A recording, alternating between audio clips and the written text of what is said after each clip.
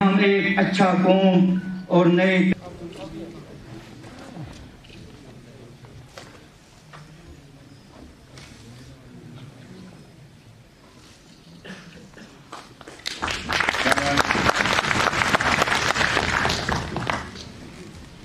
पूरे टर्म है। इस सब को हमें रूट से ही बाहर निकालना है। इस सब के लिए हमें एकजुट होकर किताबें पढ़िए। कहीं रेडिकलाइजेशन की कोई गुंजाइश नहीं है। मैंने भी पहले कुछ थोड़ी सी पहले बताया था कि ये अनपढ़ की ये जहालत है जो ऐसा सिस्टम तैयार कर रहे हैं।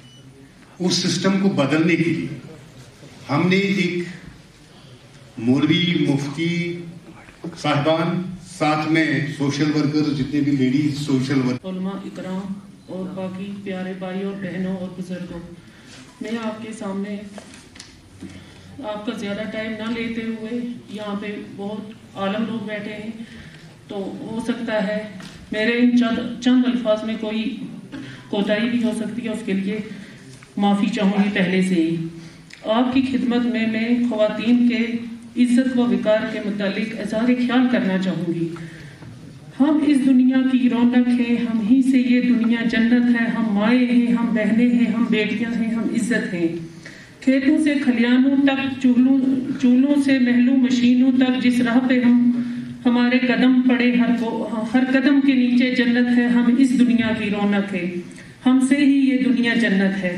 एक मरतबा हज़रत मूसा अलैहिस्सलाम ने अल्लाह ताला से पूछा कि ए मेरे परवरदिगार, जब आप किसी बंदे से खुश होते हैं तो उसे क्या अता करते हैं?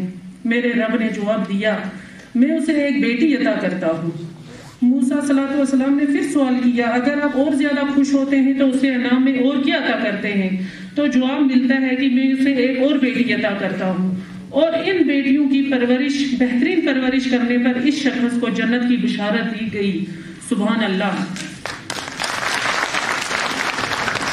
कि मैं जसारत नहीं कर सकता था इतने बड़े उलमा के बीच मजहब के बारे में कुछ बोलूं, लेकिन छोटी सी एकेडमिक इंटरेस्ट है। उस एकेडमिक इंटरेस्ट में वायलेंस स्टडी, उसकी सोशल इम्पैक्ट्स और उससे रास्ता कैसे निकल सकता है बाहर निकलने का, उस पर थोड़ी सी अल्फाज बोलूं।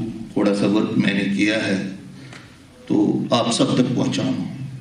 लेकिन एक चीज अर्ज कर दूं कि मेरा फोकस यहाँ गवर्नमेंट नहीं है। मेरा फोकस सभी आप जितने भी मजहबी उलमा हैं, मसाजिद के आइमा हैं, जो सोशल लीडर्स हैं, सोशल एक्टिविस्ट्स हैं, सभी वो हैं कि हम क्या कर सकते हैं। क्योंकि हम हमेशा ये सोचते हैं कि गवर्नमेंट क्या कर सकती है, लेकिन कभी इस तरफ ध्यान नहीं देते कि हम क्या कर सकते हैं। इसलिए इस पेपर में थोड़ा सा वर्क उस बात पर किया हुआ है। चूंकि अक्सर अंग्रेजी में लिखता हूँ, अखबार में लिखता हूँ, किसी और जगह लिखता हूँ, इसलिए ये पेपर भी अंग्रेजी में है। अगर मुझे बात लगा कि कहीं उर्दू की जरूरत पड़ेगी तो मैं थोड़ा सा उसको उर्दू में भी ट्रांसलेट करूँ। It is an honor for me to be given an opportunity to put up my views before this august audience of learned group of persons which have a capacity to lead the masses on the path of progress and prosperity. Your personality as scholars of great belief in Islam have a responsibility to lead our fight against challenges of poverty eradication, menace of illiteracy and unemployment, along with socio-economic development. आज आप सब एक जगह इकट्ठे हुए हैं और जो सही सूत्र हैं उसे आवाम के हर एक व्यक्ति तक पहुंचाने की जो पहल यहाँ हुई है, मैं खुले दिल से उसकी प्रशंसा करता हूँ। निश्चित रूप से काबिल तारीफ और ये जम्मू कश्मीर के इतिहास में मैं मानता हूँ कि एक मील का पत्थर साबित होगा।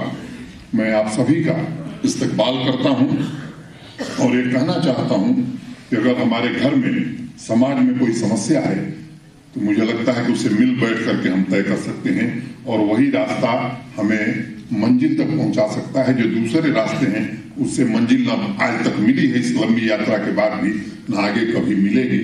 मैं समझता हूँ कि इस पर हम सबको सोचने की जरूरत है।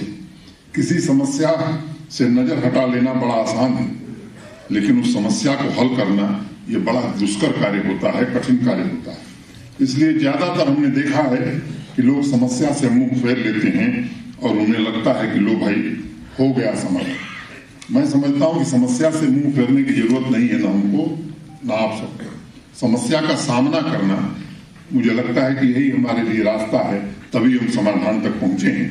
तो मुझे खुशी है कि आप सब आवाम के टार्च बियर हैं, पथ प्रदर्शक हैं, गाइड हैं, और एजुकेशन के मॉडर्नाइजेशन पर भी यहाँ चर्चा हुई है, काउंटर रेडिकलाइजेशन पर भी यहाँ चर्चा हुई है, तथा इस्लाम की सही व्याख्या लोगों तक पहुंचाई जाए, इसकी भी बात यहाँ की गई है।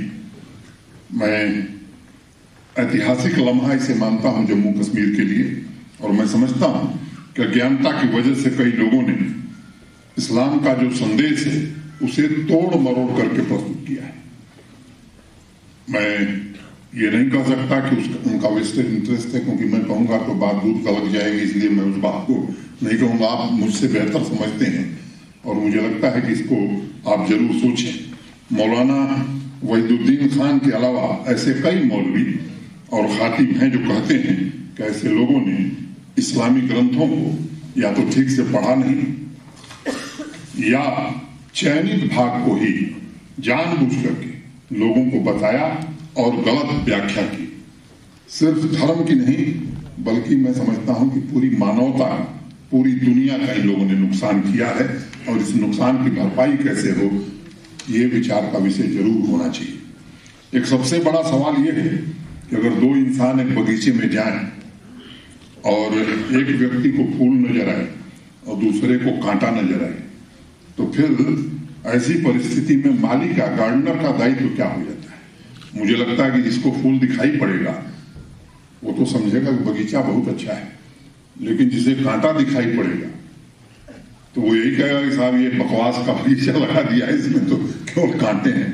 मैं समझता हूं कि माली का जो प्राथमिक दायित्व है कि वो फूल के महत्व को समझावे, और आप सब जो यहाँ काम कर रहे हैं वो माली का ही काम कर रहे हैं। फूल के महत्व को आप समझा रहे हैं, और जिनके हाथों में कांटे हैं, मैं समझता हूं कि आप सबकी कोशिश से आने वाले समय में उनके हाथ में भी फूल हो, वो दिन भी मुझे लगता है कि हम सब देख सकते हैं। सही रास्ते पर सब लोग चलें, ये हम सबकी सामूहिक जिम्मेदारी है। कोई यहाँ ऐसा नहीं है जो चाहता है किसी का नुकसान। सब लोग इसी भाव से हैं कि यहाँ के आवाम का भला हो, यहाँ के नौजवान का भला हो, और इस दिशा में हम सब मिलकर के काम करें। आप सब लोगों का मैं बहुत आभारी हूँ, सभी गुणीजनों का मैं धन्यवाद करता हूँ, और इस ऐतिहासिक आयोजन के लिए मैं कृतज्ञता ज्ञापित करता हूँ। और अंत में मैं कहना चाहूंगा कि चलो ऐसा सजदा करें, चलो ऐसा सजदा करें कि सब दीवारें गुम हो जाएं, कि सब दीवारें गुम हो जाएं, जहां मस्ती अपने आप में ऐसी ढले कि खुद ही गुम हो जाए। इस दिशा में हम सब सोचें, मदरसों में किस तरह से मॉडर्न एजुकेशन हम पहुंचा सकते हैं। और दूसरा जिक्र भी मंच से भी हुआ है कि नशा की ओर यहाँ की युवा पीढ़ी जा रही है। आप सबसे विनम्रता पूर्वक मैं निवेदन करना चाहता हूँ, जहां भी आपको अवसर मिल रहा है धार्मिक आयोजन, मुझे लगता है कि प्रशासन का जो काम है सेंटर बनाना, वो दिशा में हम काम करेंगे, लेकिन मैं आपसे विनम्रता पूर्वक निवेदन करना चाहता हूं कि आप भी जहां भी जाएं, मैं समझता हूं कि नौजवान को इस बात के लिए आगाह करने की जरूरत है कि ये साइलेंट किलर, इससे जितना बड़ा नुकसान होगा शायद उसकी हम कल्पना नहीं कर सकते हैं। अलग अलग हिस्सों में बहुत सारे मदरसे हैं, और उन मदरसों में भी मॉडर्न एजुकेशन हो, इसमें जो हमको सहयोग करना है वो हम सहयोग करेंगे, लेकिन प्रशासन चाहे भी तो वो काम नहीं कर सकता जब तक आप सब, मुझे लगता है कि इसकी मानसिकता नहीं बनाएंगे, इसका वातावरण नहीं बनाएंगे। मैं फिर से आयोजकों को और आप सबको हृदय से धन्यवाद देता हूं, और उम्मीद करता हूं कि हम सब मिलजुल करके जम्मू कश्मीर का जो गौरव, इस गौरव को बहाल करने में और इसका जो उचित स्थान है देश में, मुझे लगता है कि वह स्थान दिलाने में हम सब सफल होंगे। बहुत बहुत धन्यवाद। नमस्कार। जय भारत।